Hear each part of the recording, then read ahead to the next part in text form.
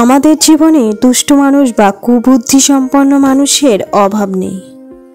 তারা আমাদের কষ্ট দেয়, অযথা ঝগড়া বাঁধায়, আমাদের আনন্দ কেড়ে নিতে চায়। কিন্তু প্রশ্ন হলো, এই সব মানুষকে কিভাবে মোকাবেলা করবেন? প্রতিদিন তাদের সঙ্গে যুদ্ধ না করে কিভাবে জিতবেন?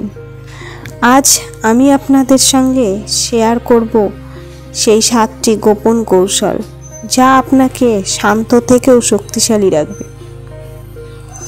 কৌশল নাম্বার 1, নীরবতার শক্তি ব্যবহার করুন। দুষ্টু মানুষ চায় আপনি রেগে যান, তর্কে জড়ান, কিন্তু মনে রাখবেন, নীরবতা হলো সবচেয়ে বড় উত্তর। যখন আপনি প্রতিক্রিয়া দেন না, তখন তারা নিজেদের ভেতরেই ভেঙে পড়ে। কৌশল নাম্বার 2, নিজেকে আবেগ থেকে আলাদা করুন। দুষ্টু মানুষ আপনার আবেগ নিয়ে খেলা করে।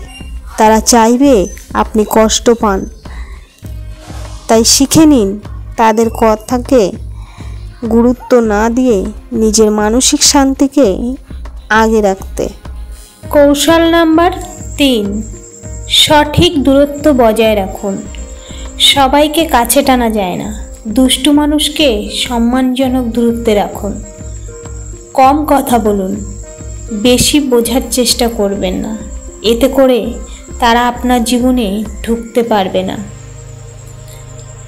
কৌশল নাম্বার 4, নিজের সাফল্যই হোক প্রতিশোধ। তাদের সঙ্গে লড়াই করে সময় নষ্ট করবেন না। নিজের জীবনে উন্নতি করুন, ভালো কিছু তৈরি করুন। আপনার সাফল্যই তাদের সবচেয়ে বড় জবাব। কৌশল নাম্বার 5, সঠিক সময়ে কঠিন হয়ে উঠুন। চুপ থাকা মানে দুর্বল হওয়া নয়। যখন দরকার দৃঢ়ভাবে না বলতে শিখুন। দুষ্টু মানুষকে বোঝাতে হবে আপনি নরম হলেও ভাঙার নন। কৌশল নাম্বার 6, তাদেরকে উপেক্ষা করার কৌশল শিখুন। যখনই দেখবেন তারা ইচ্ছে করে আপনাকে কষ্ট দিচ্ছে, মিথ্যা বলছে বা ছোট করছে, মনে রাখবেন ওরা চায় আপনি প্রতিক্রিয়া দিন। তাদের গুরুত্ব না দিলেই তারা শক্তি হারিয়ে ফেলবে। সবশেষে কৌশল নাম্বার 7, ঈশ্বরের হাতে ছেড়ে দিন। সব যুদ্ধ আপনাকে লড়তে হবে না। অনেক সময় ঈশ্বর নিজেই আপনার হয়ে লড়াই করেন। আপনার প্রার্থনা, আপনার বিশ্বাসই তাদের অন্যায়কে ভেঙে দেয়। তাই ভয় পাবেন না, ঈশ্বরের উপর ভরসা রাখুন।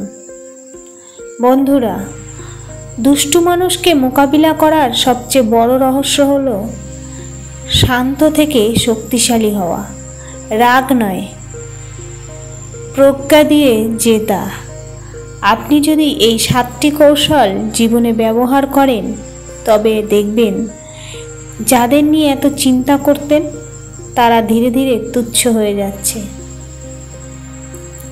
তো আজকের এই বার্তা যদি আপনার ভালো লেগে থাকে, তবে লাইক দিন, শেয়ার করুন আর অবশ্যই চ্যানেলটি সাবস্ক্রাইব করুন। আপনার জীবনে শান্তি আসুক। ঈশ্বর আপনাকে আশীর্বাদ করুন।